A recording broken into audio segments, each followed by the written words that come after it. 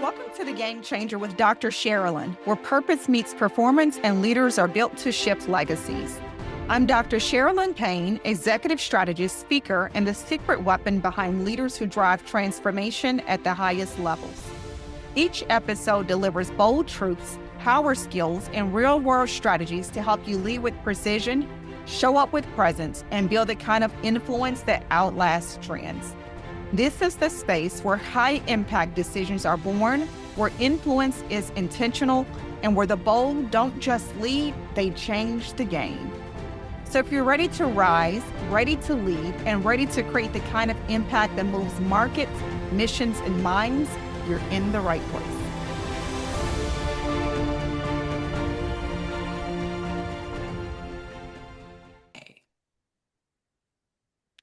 Welcome, Game Changers. We have another deep episode for you today. It's going to be absolutely phenomenal. When I tell you, I spoke to this woman and just an initial conversation with her truly moved me. And I knew that I needed to bring her to you. Regina Huber.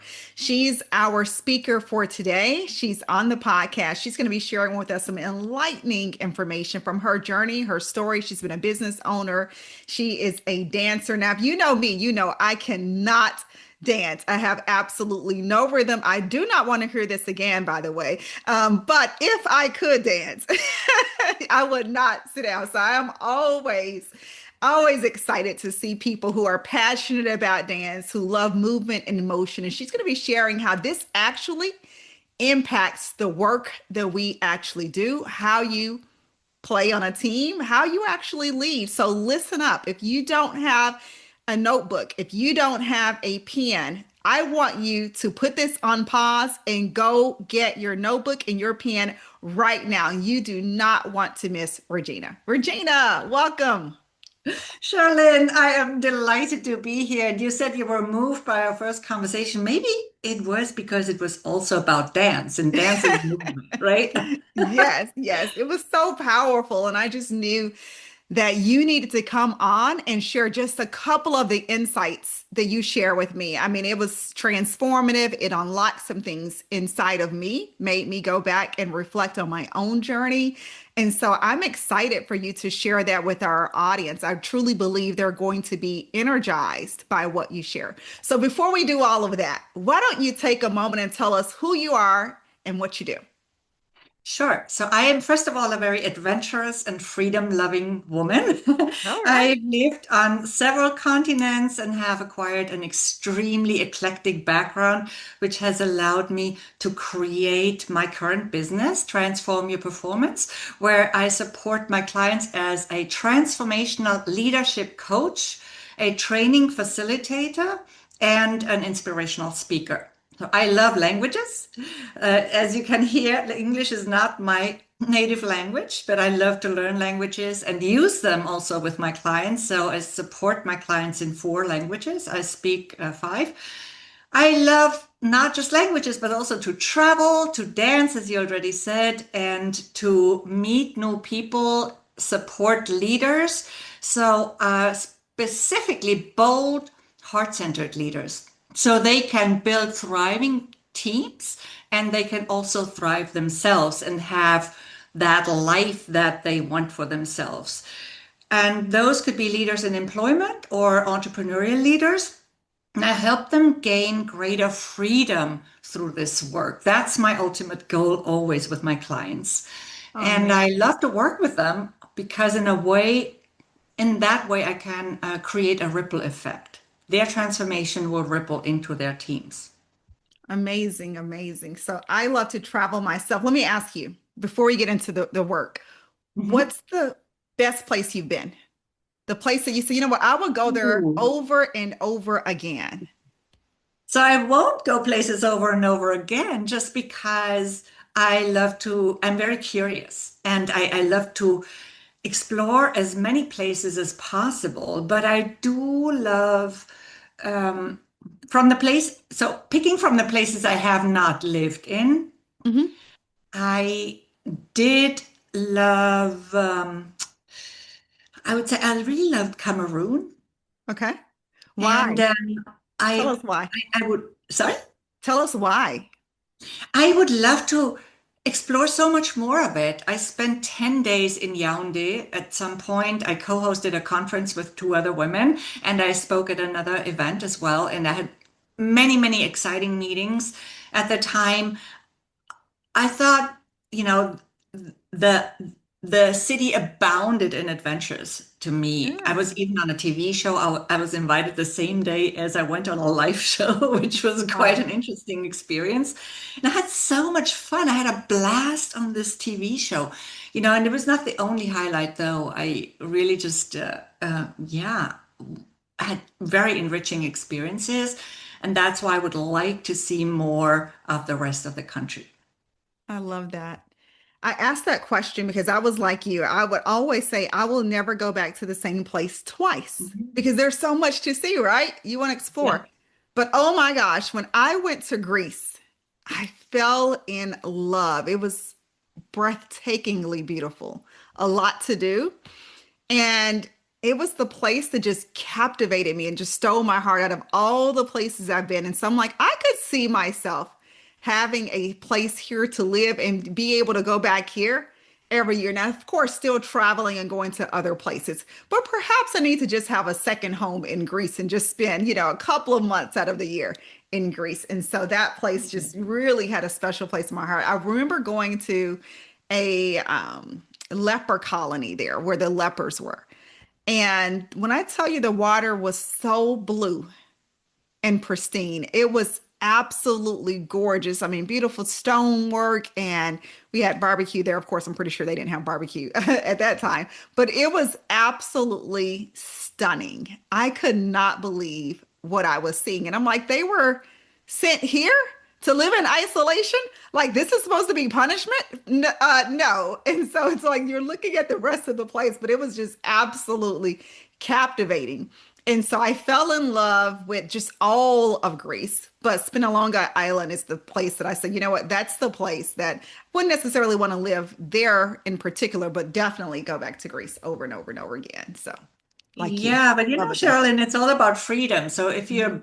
you're tied to a place, you're not free to leave. It's always That's true. different, right? So it's That very is so different. true. And the place I really love to live though, and there were many, okay? I loved living in New York, in Buenos Aires, and in Madrid. They all have their special charm in San Francisco. Miami as well. But the one place that I do miss still to date is also Rio de Janeiro because it Oh, has its wow. natural beauty and with the vibe and everything. So it's definitely a special place also. Okay, I'm going to have to check that out. Thank you for that. Now, you've shared with us a little bit about what you like and you value adventure, but I want to ask you this question. What made you who you are today? How did you become this adventurous, lively person who was curious and you love to have fun and see new things and not be tethered to a place? How did you become who you are today? Yeah, first of all, I grew up as the shyest kid in the village, in a small little village in Germany on a farm. And on my father's side, though, there was always this adventurous spirit. We had quite a few adventurers in the family. My dad was also really adventurous, but of course, we lived on a farm, so he couldn't always get away as he wanted to. So, that I think that curiosity that I mentioned earlier, that brought out this interest for other places. And so I was, even as a little girl, I was traveling with an old atlas or globe, whatever was within my reach, and I was mind traveling already. So at age 26, I moved to Madrid just because there was an opportunity. I actually didn't speak Spanish before I decided to go there, Wow. so I had to quickly learn it. And at 27, so just 10 months later, after learning the language and moving there, I was actually promoted into a leadership role. And that already had a pretty big impact on my trajectory because I was going to stay a year in Madrid and I ended up staying 7. And then from there, I moved and moved and moved and moved, and I never stopped moving really. And I also owned my businesses in Argentina and Brazil before founding Transform Your Performance in New York City. So these were, of course, completely different businesses, brick and mortar, nothing to do with what I do now. However, we always think it has nothing to do, but it prepares us for our next chapter every single time, right? So I learned really to stand on my own 2 feet, despite corruption, having to deal with all sorts of different people and situations and whatnot. And eventually, I also had to deal with a fraudulent, corrupt business partner in Brazil. Wow. And so that's what eventually brought me to New York City, although not completely voluntarily, although I did choose my destination, of course, nobody pushed me there.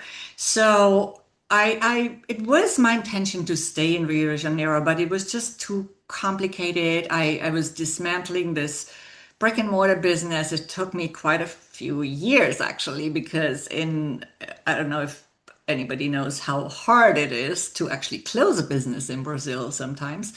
So, but it also gave me all that experience, which I earlier said is very eclectic, that prepared me to coach people from very different backgrounds.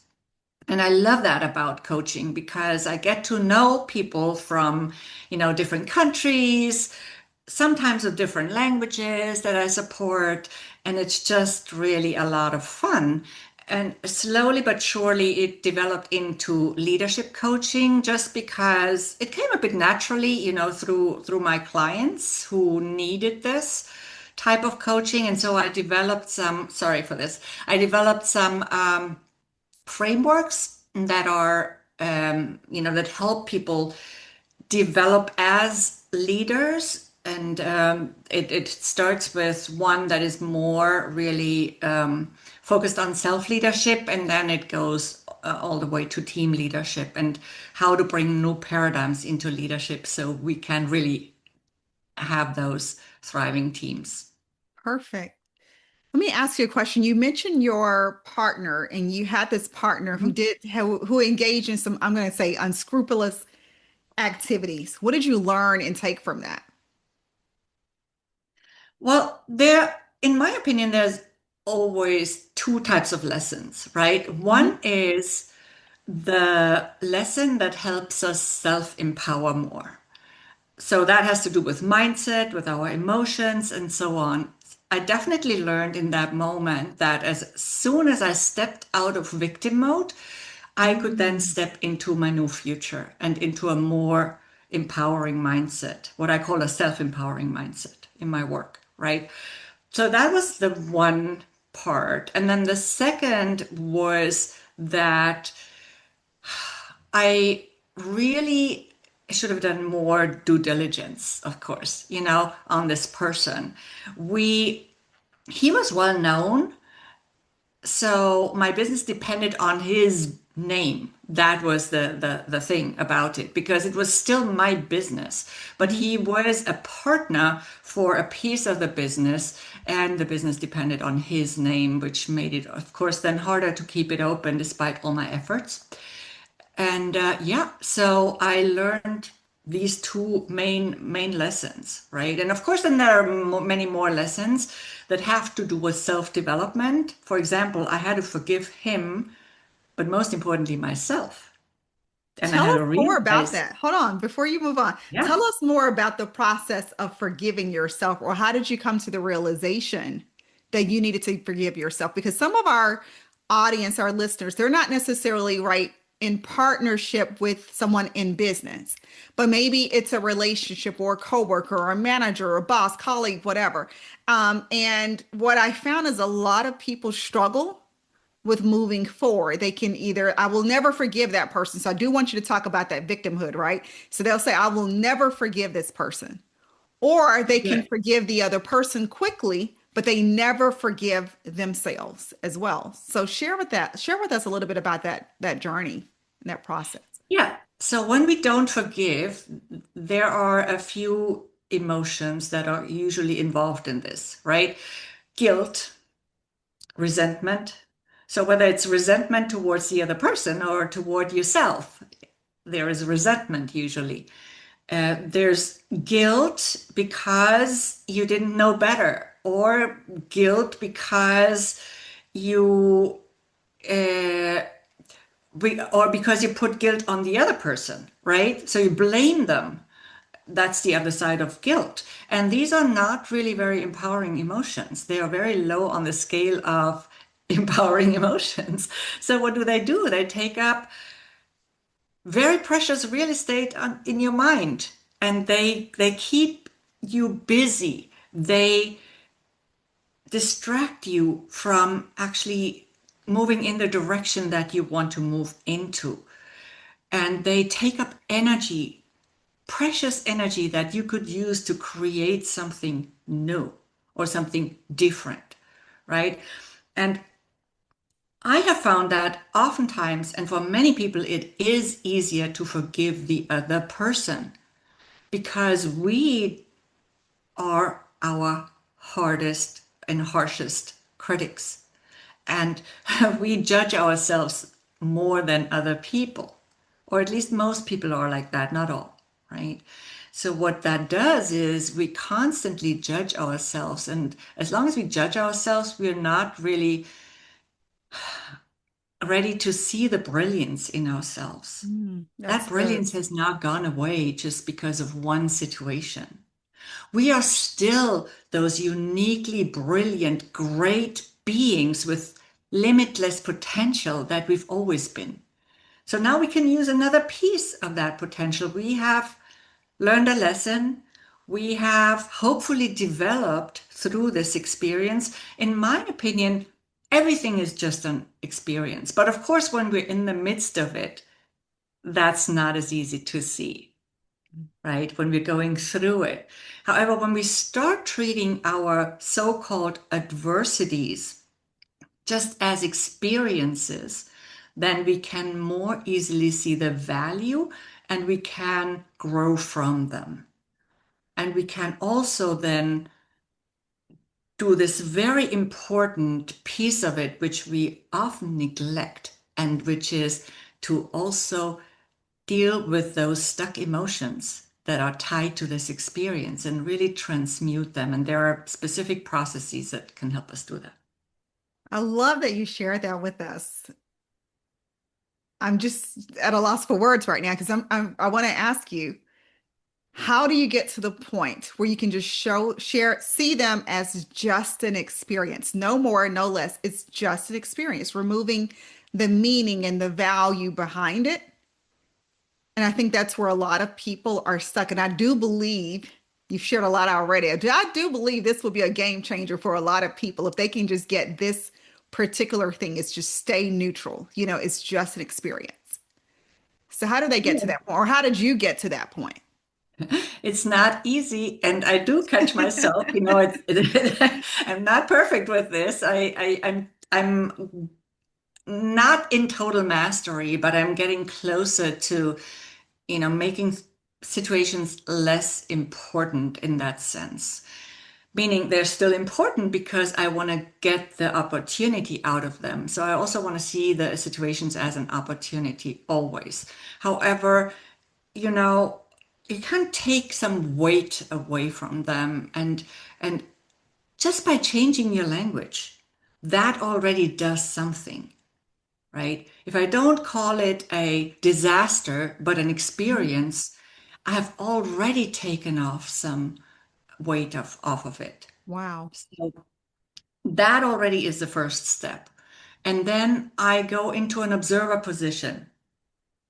You could imagine yourself hovering above your situation like a hummingbird and look at the situation. And the first question I ask myself is it really that serious? And sometimes the answer might be yes, but most of the time it's not. And then, if that question doesn't help, I have some other questions that I can use. How can it get any better than this? Wow. How does it get any better than this? What else is possible? And what can I do now? And how powerful am I really? Because if I look back at my previous experiences in my life, I have mastered so many things that I never thought I could master before I experienced them. And I think many listeners can relate to that. That's amazing. That is wow. I wasn't expecting that. That's good stuff right there. I'm just trying to let it breathe because I need to breathe. I mean, those are some questions that are very empowering and it really shifts our mindset. It allows us to, like you said, move from that victim mode and really see myself differently, more powerful, than I don't have to be a victim in this particular situation. So thank you for giving us some self-empowering language and a new mindset that we can actually use. Speaking of which, why is mindset not enough? I know you say that. So tell us why mindset alone isn't enough.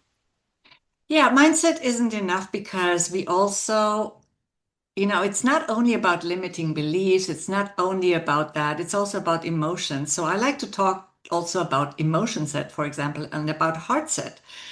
One of the pillars of one of my frameworks is a self-empowering mindset and heart set, because when the mind is led by the heart, everything works better. Hmm. Sometimes we think we need to make a logical decisions, especially when it comes to life-changing decisions. But those famous pro and con lists don't always work so well. Sometimes we need to consult our heart. And we now know through research, for example, by the Heart Math Institute, that the heart has its own and a huge amount actually of neurons. Mhm. It has its own understanding. And I believe personally that it's also in the heart where we store our wisdom, our very unique wisdom that only we have. Because we're all unique and we have unique life experiences, right? We are that unique package. So what another what's another person's truth isn't necessarily my truth when it comes to making decisions, right? Also, we find intuition in our hearts, and I believe that intuition is a very underrated ability that we all have. We just haven't, well, it's not even a matter of, I was going to say we haven't developed it, but it's not even a matter of developing it because your intuitive voice is always there. We just haven't, we're not used to listening to it as much as we could. But our intuition is our true voice. It will always speak truth. It would never lie to you. Wow. So, how can we then distinguish the voice of intuition from our other inner voices that we constantly hear? I was That's just a getting ready to question ask you I that often get. question. So I how do we thought do so. it? See, my intuition told me. I was just getting ready to ask you. So, a lot of people, they really wait for this voice to tell them. They're waiting to get a spoken message of sorts. And that's not always how we can most easily hear it. For some of us, it's easier to, for example, let me give you an example, Sharalyn. So let's say I want to make a decision and I have two options or two perceived options because we always have unlimited options. But let's Right. just say, we see two options for ourselves. Mhm. Now, what you could do is take option one and then close your eyes and then ask the question, is this the right option for me? And if it feels light, it's usually true. And if it feels heavy in your body or tense, then it's usually not right for you. Wow. You can do that with both options. And then, if that fails, then still don't do the pro and con list. Do a pro list Wow. because that is another practical tool that can help you get closer to your truth, not anybody else's. And that's how I like to make my decisions these days. Oh my gosh. That is amazing. You have been amazing. Before we leave, I am just blown away right now. But before we leave, I want you to do me a favor. I want you to talk to us about dance, the power of dance, and how it influences the work that you do. Absolutely. And there's so much more about this heart-centered leadership and Heartset and all of that. I've Of filled course. several podcasts with that. So I'm actually really, really happy that you also asked me about dance. So it's a part Yes. of what I call my distinctive uniqueness, Oh, right? wow. Even as a Okay. coach. So what you love is important, right? Okay. Sometimes we call it passion, but Mhm. passion also has that suffering touch to the word. So I actually like to call it what I love. What I love is important. So what drives me is important outside of what I would consider my work and what fuels me because it helps me re-energize for my work. And for me, that is dance, but it's not only about the refueling and re-energizing to me, because I have found that dance has taught me so many lessons. Now, first of all, it has changed my posture, so Okay. my business presence is impacted by dance. It has given me awareness of my own energy Wow. because dance is a communication. Whether you practice partner dance or some other dance, it's always an exchange. There's communication going on, and it's that nonverbal communication that we learn through dance or learn about through dance, right? So it's about how I can communicate without words and through how I show up. So I want to talk specifically maybe about partner dancing because that's where it gets very clear. And when I say very clear, I want to touch on clarity right away, actually, because Okay. clarity is key in partner dancing, just as key as in leadership. Sorry, my voice is a little dry. No So, worries. No worries. we cannot follow a leader in dance if there's no clarity of intention, no clarity in the body's cues, and no clarity in their energy. Because ambiguity in partner dance creates confusion, while Hmm. clarity builds confidence and Wow. enables that enjoyable exchange and dialogue, which then can lead us to seamless execution. And I don't mean perfect execution, it's seamless, right? Seamless in a sense that there's no interruption, that it just flows, and that you have that joy that comes with it.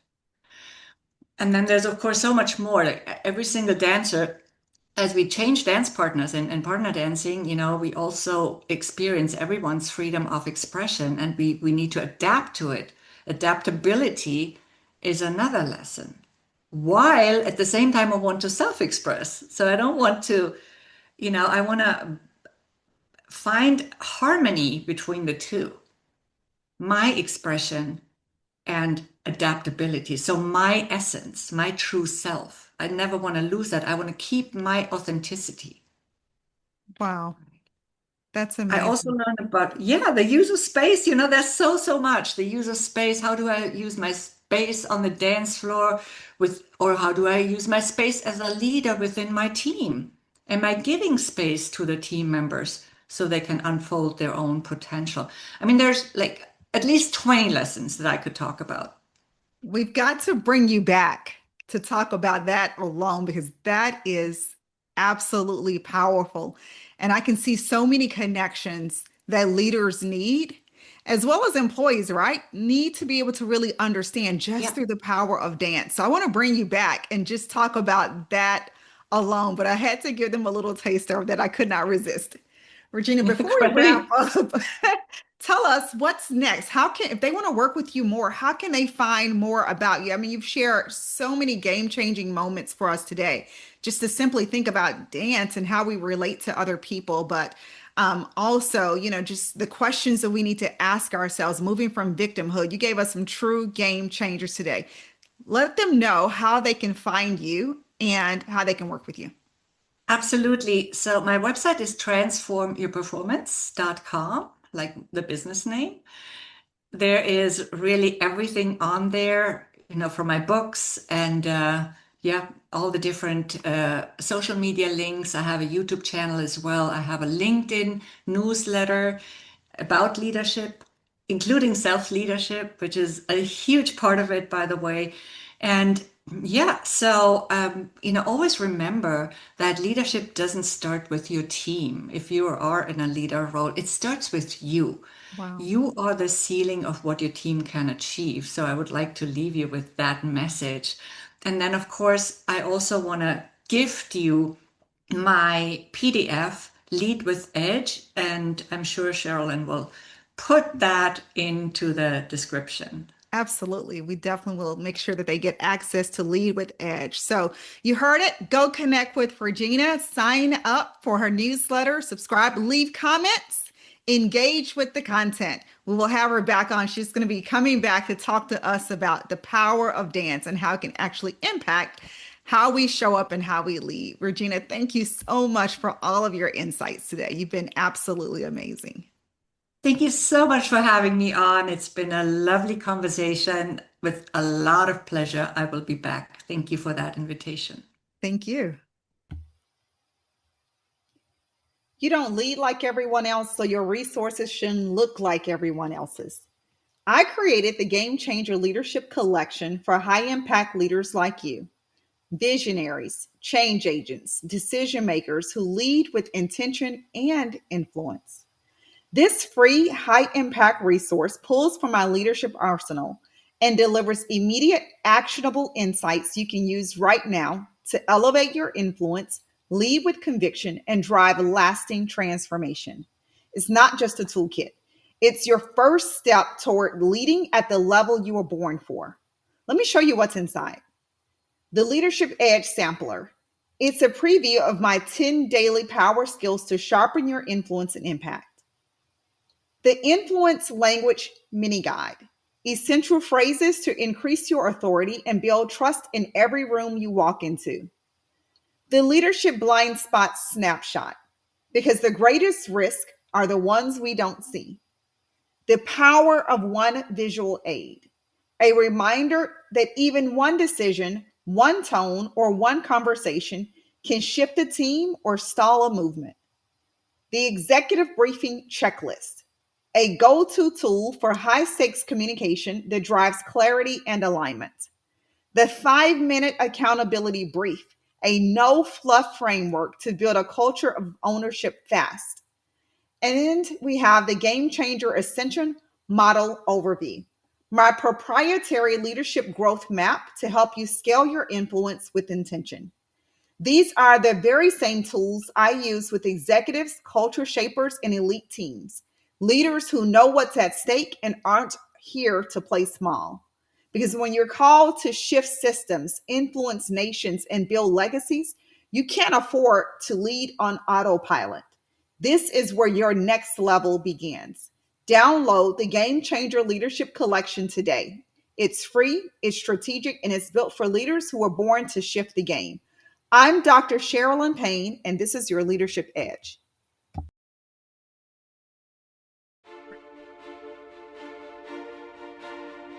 Thank you for joining me on the Game Changer with Dr. Sharalyn, where we don't follow trends, we set them, and we don't just lead teams, we shift legacies. If today's message challenged, stretched, or inspired you, don't keep it to yourself. Share it, tag it, lead through it. Because real leaders don't just consume wisdom, they multiply it. Want to go deeper? Subscribe to the Ultra Influential newsletter for exclusive tools, behind the scenes strategy, and weekly mindset shifts for the leader ready to move nations, markets, and minds. Visit www.smpistrategies.com or send a note to leadership@smpistrategies.com. And if you're ready for next level coaching or consulting that positions you as the right leader at the right time in the right place, let's talk. This is what we do, and we do it with precision, power, and purpose. Remember, change isn't just something you lead, it's something you become. Stay bold, stay brilliant, stay a game changer.